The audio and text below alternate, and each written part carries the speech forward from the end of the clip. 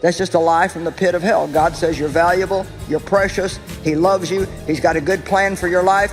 He created you uniquely in your mother's womb. Just so you know, each and every one of us has a story. And it's not that my story is superior to the stories of anyone else. It is important to them that everyone's story is told. Joyce Meyer is widely recognized for both her life and the spiritual teachings that she has imparted. On the other hand, there are those who have questioned whether or not her way of life accurately reflects the spiritual values that she holds.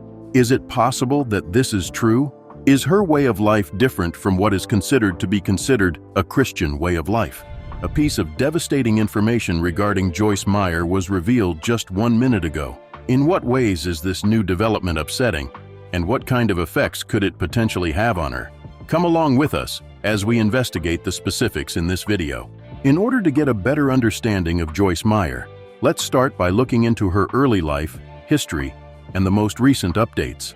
In 1943, Pauline Joyce Hutchinson, who would later be known as Joyce Meyer, was born in South St. Louis. Her early life was marked by extraordinary events. Shortly after she was born, her father joined the military in order to serve in the military during World War II.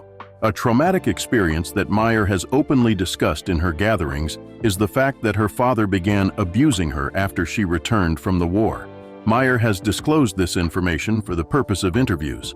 The formative years of Pauline Joyce Hutchinson were characterized by feelings of dread and shame. Her mother, who had also been subjected to physical mistreatment, did not seek to intervene despite the fact that she was aware of the violence committed. Hutchinson's mother's mental health deteriorated as she grew older. Her father's drinking became more severe, and the mistreatment she endured became more severe as she grew older. She became a born-again Christian at the age of 9 and attributes her survival to divine intervention. Despite this, she found solace in her faith, which she credited with causing her to survive. O'Fallon Technical High School, located in St. Louis, is where Meyer received his diploma. Immediately after graduating from high school at the age of 18, Hutchinson left her troubled home and married her first husband. These events occurred simultaneously. They moved around quite a bit, which contributed to the turbulent nature of their marriage. Over the course of this marriage, which lasted for 5 years, she asserts that her husband was unfaithful to her and that he persuaded her to steal payroll checks from her place of employment. Despite the fact that she eventually paid back the amount many years later, the stolen funds were used to finance a trip to California. The year 1964 began with her having a miscarriage, and the following year she became pregnant for the second time. As a result of her divorce from her husband in 1966, she was forced to move back in with her parents on account of her limited financial resources and the fact that she was caring for an infant son. After her divorce, Meyer spent some time in the local bars. It was there that she eventually met Dave Meyer, an engineering draftsman. On January 7, 1967, the couple entered into a marriage. In spite of the fact that Joyce Meyer admits to being resentful and verbally abusive during the early years of her second marriage, she acknowledges that this period of her life was profoundly transformative. During the subsequent few years, the couple became parents to 3 children. The question is, how did Joyce Meyer get into the ministry? And what is the most upsetting news that Joyce Meyer has received? Be sure to keep watching to learn more about the beginnings of Joyce Meyer's ministry and her conversion. Over the course of 1976, Meyer experienced a profound spiritual moment while she was driving her vehicle. Meyer describes how she was able to hear a divine calling of her name one morning while she was driving to work and engaged in fervent prayer. Even though she had a spiritual rebirth when she was 9 years old, she struggled with feelings of dissatisfaction, which compelled her to investigate her faith in greater depth. There was a profound spiritual high that she experienced at the bowling alley that evening, after she had returned home from a beauty appointment earlier that day. She felt as though she was overflowing with love. For a short period of time, Meyer was a member of Our Savior's Lutheran Church in St. Louis, which is a congregation that is a part of the Lutheran Church Missouri Synod. Within a short period of time, she rose through the ranks to become the associate pastor of the church, which had become one of the most influential and charismatic congregations in the area. This was largely due to the fact that she had received acclaim for her work as a Bible instructor. She became actively involved with Life Christian Center, a charismatic church that is located in Fenton, and she started a Bible study at a local cafe early in the morning. In addition to that, she started a radio program that lasted for 15 minutes every day on a station in St. Louis. The year 1985 marked the year that Meyer resigned from her position as associate pastor and began her own ministry, which she initially referred to as Life in the Word. From Chicago to Kansas City, she began airing her radio program on 6 additional stations, extending the reach of her broadcast throughout the region. Dave, her husband, came up with the concept of establishing a television ministry that would be known as Life in the Word in the year 1993.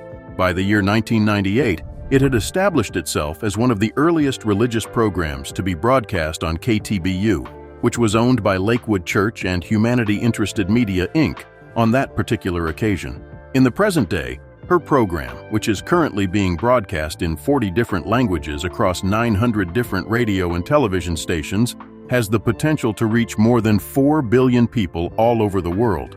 Additionally, the program is currently in operation. The company has approximately 1,000 employees across its 12 satellite locations, all of which are located in Missouri. Both she and her husband were instrumental in the establishment of the St. Louis Dream Center in the year 2000. Through the love of Christ, this center is committed to serving the inner-city community by implementing practical initiatives that are aimed at assisting those who are in need, who are lost, and who are broken. Joyce asserts that the purpose of her teachings is to provide a practical means of directing individuals towards the gospel and to address the needs of those who are experiencing significant suffering. In order to aid in the accomplishment of this mission, she established Hand of Hope, a foundation that functions as the outreach division of Joyce Meyer Ministries. Food, medical assistance, and supplies for disaster relief are some of the services that are provided by this foundation's many different programs. Joyce Meyer Ministries covers a wide range of subjects, including thinking, feelings, speech, and attitude, among others. The success of the show can be attributed to her genuine sharing of personal experiences and insights, which inspires viewers to reflect on these lessons and determine how they can be applied to their own lives. Her approach to the Bible, which is grounded in pragmatism, is innovative and distinctive. She has written close to 100 books, which have been translated into more than 100 different languages and have been read by 120 million people.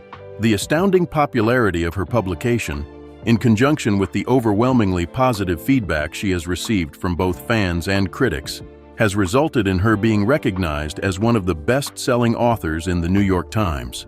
Through a transaction that cost more than $10 million, the mainstream publisher Hachette Book Group purchased the rights to her backlist of independently published books in the year 2002. Exactly how does Joyce Meyer live her life, and does it correspond with the spiritual teachings that she presents? Be sure to stay tuned to learn more about the luxurious lifestyle that Joyce Meyer leads. Despite the fact that Joyce has made significant contributions to society, Meyer, who owns multiple residences and travels on a private jet, has been subjected to scrutiny for her extravagant way of life.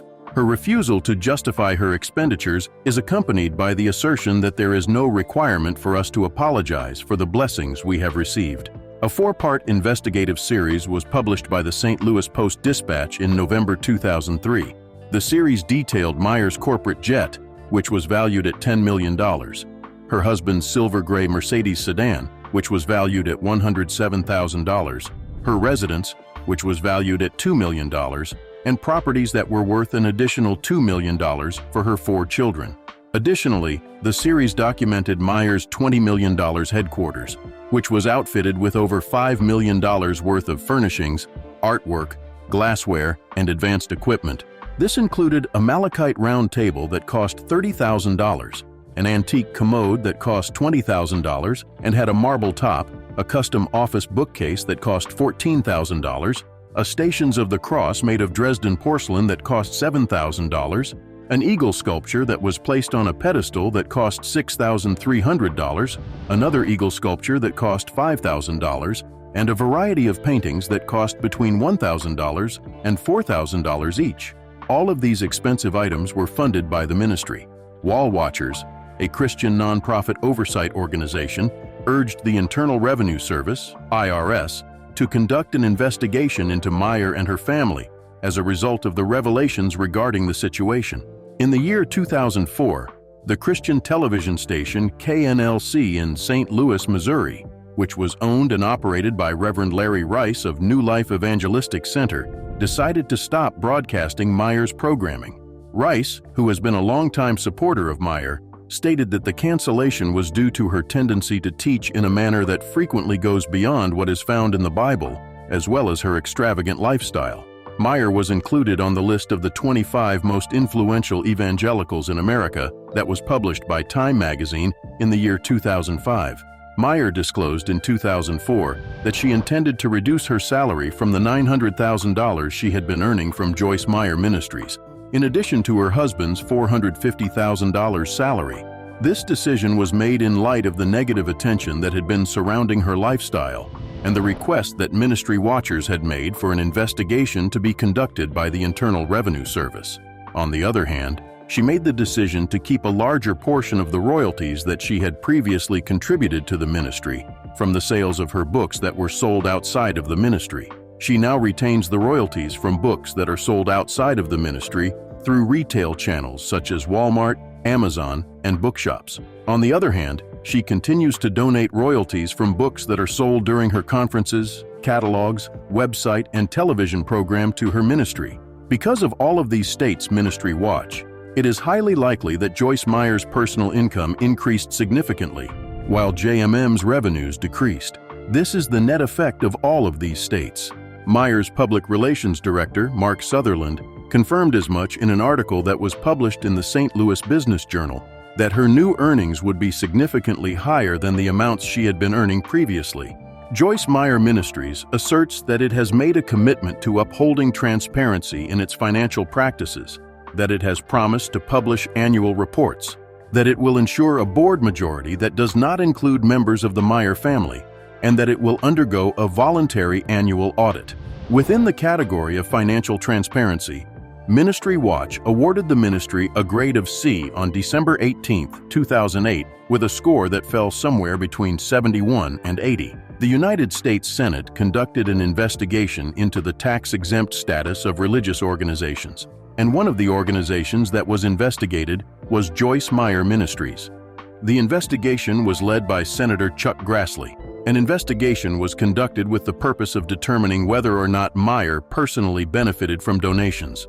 The investigation sought specific information on expenses such as cosmetic surgery and foreign bank accounts, including the $23,000 commode that was mentioned earlier.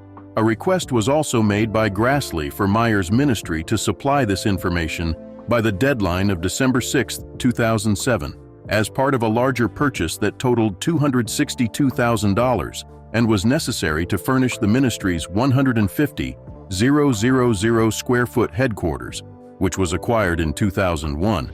Meyer clarified in her response dated November 29th that the commode that was being referred to was actually a chest of drawers. She explained that this purchase was a part of the larger purchase. She expressed regret for not paying close attention to the specific assigned values that were placed on the items and stated that the price that was assigned to the toilet was an incorrect value that was given by the selling agent. In a newsletter that was sent out to the email subscribers of Joyce Meyer Ministries on November 9, 2007, the ministry made reference to its annual financial reports and stated that in 2006, 82% of its total expenditures were allocated for outreach and program services that were aimed at spreading the gospel of Jesus Christ. This information was confirmed by the independent accounting firm Stanfield & Odell, LLP. Joyce Meyer Ministries was one of two organizations that complied with the Senate's requests for financial documentation and made commitments to ensure future financial transparency. The other organization was the United States federal government. No wrongdoing was found to have been committed by either of the parties involved. Accreditation was bestowed upon Joyce Meyer Ministries by the Evangelical Council for Financial Accountability, ECFA, in the year 2009.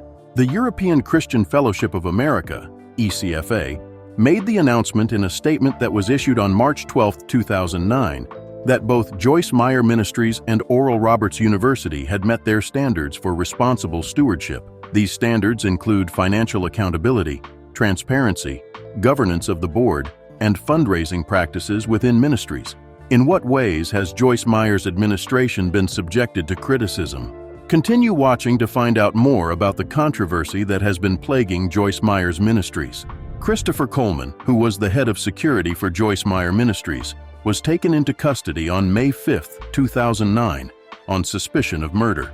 This occurred after authorities discovered the bodies of his wife, Sherry Coleman, and their 2 sons at their residence. All of the bodies appeared to have been strangled to death. Christopher Coleman was found guilty on 3 counts of first-degree murder on May 10, 2011, after a lengthy trial. He was sentenced to 3 consecutive life sentences for each of the 3 counts. Chris Wrights, the prosecuting attorney, stated that the murders were part of a calculated scheme to abandon his wife for another woman with whom he was having an affair.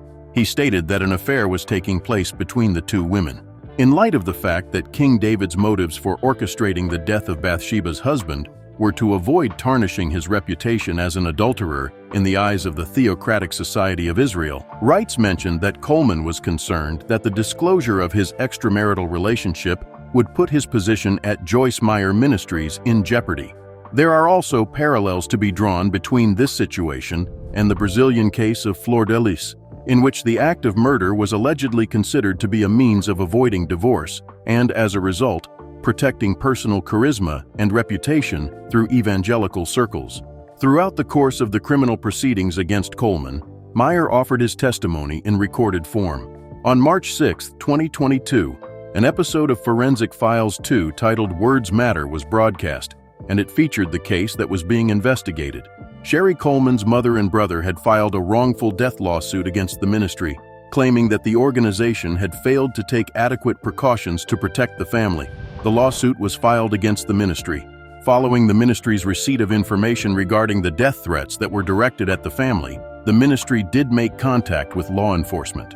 Attorneys representing Joyce Meyer Ministries argued in their defense against the wrongful death lawsuit that the ministry could not have anticipated that Coleman intended to murder his wife and children, especially considering that even the police were unaware of such plans.